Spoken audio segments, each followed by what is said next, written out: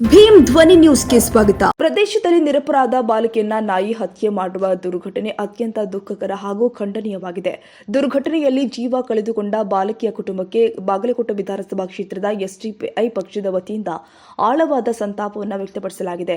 ಬೀದಿ ನಾಯಿ ದಾಳಿಯಿಂದ ಮೃತಪಟ್ಟ ಬಾಲಕಿ ಅಲೈನಾ ಲೋಕಾಪುರ ಕುಟುಂಬಕ್ಕೆ ಸುಪ್ರೀಂ ಕೋರ್ಟ್ ನಿರ್ದೇಶನದಂತೆ ತಕ್ಷಣ ಪರಿಹಾರ ಮತ್ತು ಕಾನೂನು ಕ್ರಮಗಳನ್ನು ಜಾರಿಗೆ ಆಗ್ರಹ ಮಾಡಲಾಗಿದೆ.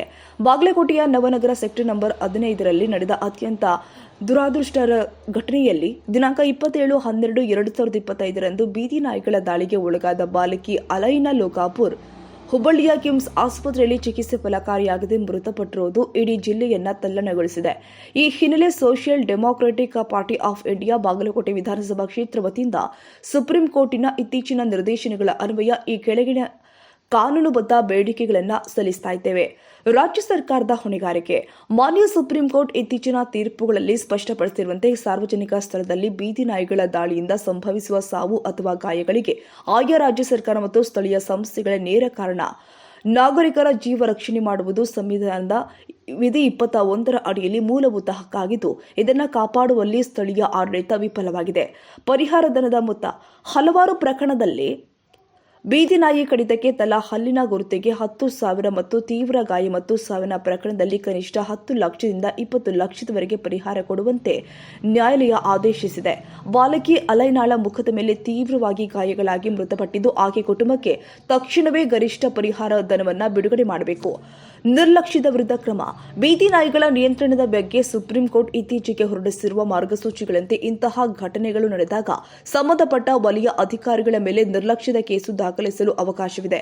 ನವನಗರದಲ್ಲಿ ಹಾವಳಿ ಹೆಚ್ಚಾಗಿದ್ರೂ ಕೂಡ ಮುನ್ನೆಚ್ಚರಿಕೆ ವಹಿಸಿದ ಅಧಿಕಾರಿಗಳ ಮೇಲೆ ಕ್ರಮ ಜರುಗಿಸಬೇಕಾಗಿದೆ. ತಕ್ಷಣದ ಕ್ರಿಯಾ ಯೋಜನೆ.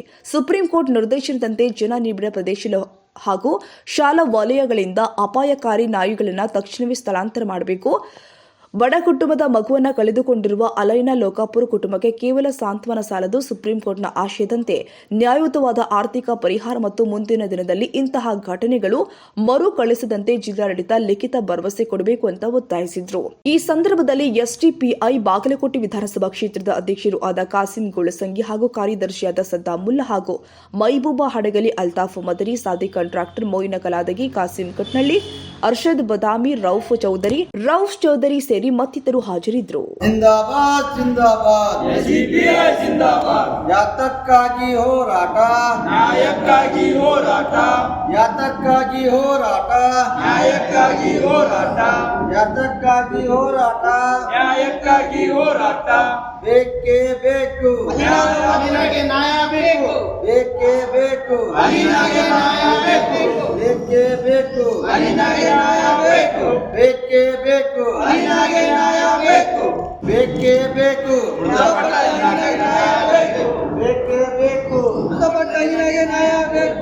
ಜಿಲ್ಲಾಧಿಕಾರಿಗಳು ಬಾಗಲಕೋಟೆ ಜಿಲ್ಲೆ ಬಾಗಲಕೋಟೆ. ವಿಷಯ: ಬೀದಿ ನಾಯಿ ದಾಳಿಯಿಂದ ಮೃತಪಟ್ಟ ಬಾಲಕಿ ಅಲೈನಾ ಲೋಕಾಪುರ ಕುಟುಂಬಕ್ಕೆ ಸುಪ್ರೀಂ ಕೋರ್ಟ್ ನಿರ್ದೇಶನದ ತಕ್ಷಣದ ಪರಿಹಾರ ಮತ್ತು ಕಾನೂನು ಕ್ರಮಗಳ ಜಾರಿಗೆ ಆಗ್ರಹ. ಮಾನ್ಯರೇ, ಬಾಗಲಕೋಟೆ ನವನಗರ ಸೆಕ್ಟರ್ ನಂಬರ್ 15ರಲ್ಲಿ ನಡೆದ ಅತ್ಯಂತ ದುರದೃಷ್ಟಕರ ಘಟನೆಯಲ್ಲಿ ದಿನಾಂಕ 27/12/2025ರಂದು ಬೀದಿ ನಾಯಿಗಳ ದಾಳಿಗೆ ಒಳಗಾದ ಬಾಲಕಿ ಅಲೈನಾ ಲೋಕಾಪುರ ಹುಬ್ಬಳ್ಳಿಯ ಕಿಮ್ಸ್ ಆಸ್ಪತ್ರೆಯಲ್ಲಿ ಚಿಕಿತ್ಸೆ ಫಲಕಾರಿಯಾಗದೆ ಮೃತಪಟ್ಟಿರುವುದು ಇಡೀ ಜಿಲ್ಲೆಯನ್ನು ತಲ್ಲಣಗೊಳಿಸಿದೆ.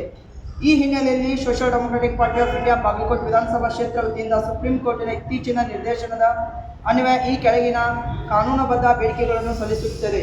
ರಾಜ್ಯ ಸರ್ಕಾರದ ಹೊಣೆಗಾರಿಕೆ. ಸ್ಟ್ರಿಕ್ಟ್ ಲಿಯಾಬಿಲಿಟಿ.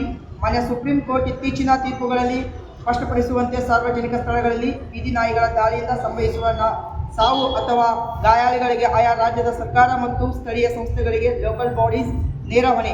ನಾಗರಿಕರ ಜೀವ ರಕ್ಷಣೆ ಮಾಡುವುದು ಸಂವಿಧಾನದ ವಿಧಿ 21ರ ಆರ್ಟಿಕಲ್ 21 ಅಡಿಯಲ್ಲಿ ಮೂಲಭೂತ ಹಕ್ಕಕ್ಕಾಗಿದ್ದು ಇದನ್ನು ಕಾಪಾಡುವಲ್ಲಿ ಸ್ಥಳೀಯ ಆಡಳಿತ ವಿಫಲವಾಗಿದೆ.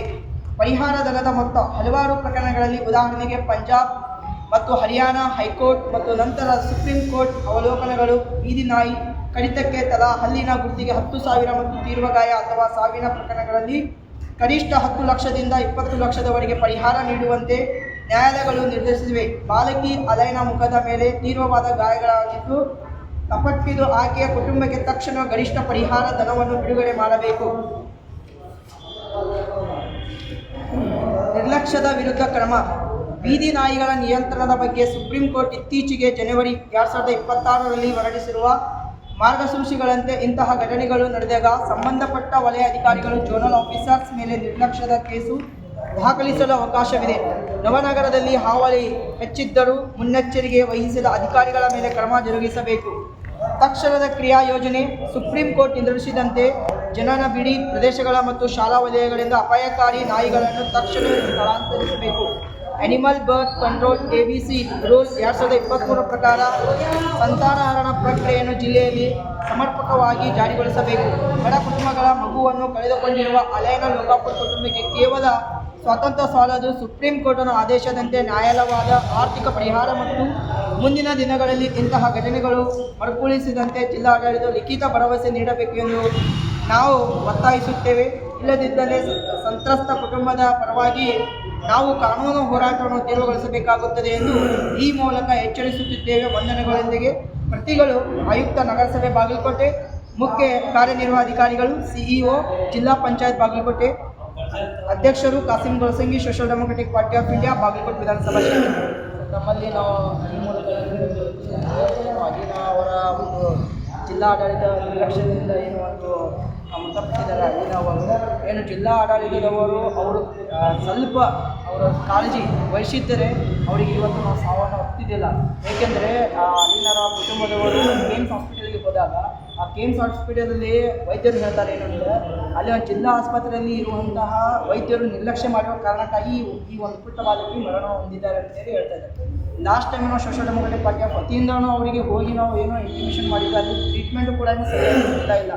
ಅಲ್ಲಿ ಜಿಲ್ಲಾ ಹಾಸ್ಪಿಟಲ್ ಇದೆ ಅಂದರೆ ಅಲ್ಲಿ ಕಂಟಿನ್ಯೂ 24/7 ಏನು ಇರಬೇಕು, ಇದು ಇರಬೇಕು, ಸರ್ವಿಸ್ ಇರಬೇಕು, ಎಲ್ಲ ಥರದ ಸರ್ವಿಸ್ ಕೊಡಬೇಕು. ಆದರೆ ಅಲ್ಲಿ ಏನು ಡಿಸ್ಕಾಲಜಿ ಮಾಡುವಂಥ ಕಾರಣಕ್ಕಾಗಿ ಒಂದು ಏನು ಇವತ್ತು ಒಂದು ದುರ್ಘಟನೆ ಆಗಿದೆ ಸರ್. ತಮ್ಮಲ್ಲಿ ನಾವು ಏನು ಕಳಕಳಿಯಿಂದ ವಿನಂತಿ ಮಾಡ್ತಿದ್ರೆ ಬರುವಂಥ ದಿನಮಾನಗಳಲ್ಲಿ ನಾವು ನಿಮಗೆ 2 ಬೇಡಿಕೆಯನ್ನು ಹೇಳ್ತೀವಿ. ಈ ಮುಖಾಂತರ ಬರುವಂಥ ದಿನಮಾನಗಳಲ್ಲಿ ಇಂಥ ನಿರ್ಲಕ್ಷ್ಯವಾದ ಏನು ವಾತಾವರಣ ಸೃಷ್ಟಿ ಮಾಡಬಾರ್ದು ಅಂತೇಳಿ ನೀವು ನಮ್ಮ ಬಾಗಲಕೋಟೆ ಹೆಲ್ತ್ ಡಿಪಾರ್ಟ್ಮೆಂಟಿಗೆ ತಾವು ಏನೋ ಈ ಒಂದು ಲೆಟರ್ ಮೂಲಕ ತಾವು ಅವರಿಗೆ ತಲುಪಿಸಬೇಕಂತ ಕೇಳ್ಕೊಳ್ತೀವಿ. ಅದೇ ರೀತಿಯಾಗಿ ಬಾಗಲಕೋಟೆ ಮತ್ತು ನವನಗರದಲ್ಲಿ ಇರುವಂಥ ಬೀದಿ ನಾಯಿಗಳನ್ನು ಏನು ಅದನ್ನು ಕಾನೂನು ರೀತಿಯಾಗಿ ಅದನ್ನು ಏನು ಬೇರೆ ಕಡೆಗೆ ಸ್ಥಳಾಂತರಿಸಬೇಕು.